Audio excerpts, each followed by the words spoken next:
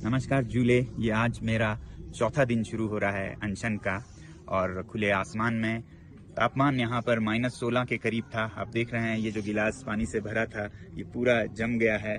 और इस गिलास में तो एक विज्ञान का अनुसंधान हो गया है। ये भरा हुआ था कल रात को, अब ये उठकर ऊपर हो गया है, यानी कि जमने पर पानी का परिमाण वॉल्यूम बढ़ जाता है। इससे दिखता है टेबल पर जो पानी गिरा वो सब जम के ऐसा हो गया है। ऐसे में हम अनशन कर रहे हैं, मगर सबसे हैरानी मुझे ये है कि आज तक जो मेन स्ट्रीम मीडिया है भारत की, उसने इस आंदोलन का जो उथल पुथल इस सीमा पर हो रही है इसका जरा भी जिक्र नहीं किया। सीमा पार से एक सीमा हैदर आती हैं तो उन पर सैकड़ों घंटे चर्चा होती है, मगर भारत, चीन और पाकिस्तान के सीमा पर लद्दाख, इस पर जीरो चर्चा है।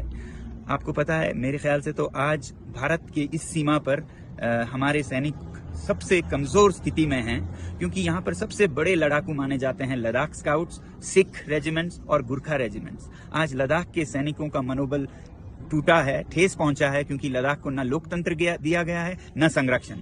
और दूसरी तरफ सिख सैनिकों का मनोबल भी कमजोर है, क्योंकि जो पंजाब में आंदोलन हो रहे हैं उसका असर उन पे भी पड़ता है। और गुरखा सैनिक तो अग्निवीर के चलते 4 साल को वो नकार रहे हैं, और वो अब उससे भी बुरा क्या हो रहा है कि चीन की सेना में भर्ती होने जा रहे हैं। तो वही सैनिक जो हमारे शक्ति थी, जिनके बारे में ये कहा जाता है कि अगर कोई कहे कि मुझे मरने से डर नहीं लगता तो वो या तो झूठ बोल रहा है या वो गुरखा है। आज वही गुरखा चीन की तरफ से हमसे लड़ेंगे। तो ऐसा उथल पुथल हो रहा है, मगर हमारी मेन स्ट्रीम मीडिया जरा भी चर्चा नहीं कर रही है। मेरी आपसे विनती है कि आप एक मीडिया बने और इन वीडियोस को शेयर करें और कहें इन हमारे भारत के मीडिया चैनल से, जो कि चौथी स्तंभ है, पिलर हैं डेमोक्रेसी के, कि वो अपना फर्ज निभाएं। मुझे नहीं समझ आता है वो रात को कैसे सोते होंगे इस तरह के दोगलापंथी में।